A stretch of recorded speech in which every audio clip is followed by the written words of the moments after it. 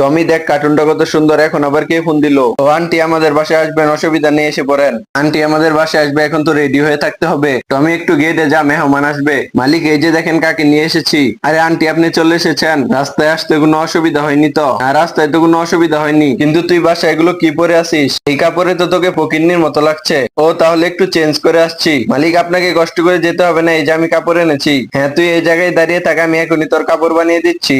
প্রথমে তোর মাপ নিয়ে নি, তারপর কাপড়টা কাচ্ছি। এই তো তোর ড্রেস বানানো হয়ে গেছে, নে পরে দেখ কেমন লাগে। টমি দেখ তো কাপড়টাতে কেমন লাগছে দেখতে। আরে আন্টি এটা কি কাপড় বানিয়ে দিল, পরে একদমই ভালো লাগছে না। এইসব বস্তা দিয়ে কাপড় কেউ বানায় নাকি? মালিক আপনার পার্সেল চলে এসেছে, এই নেন ছুরিটা দিয়ে কাটেন। টমি দেখ দুইটা ড্রেসের মধ্যে কোনটা পরবো?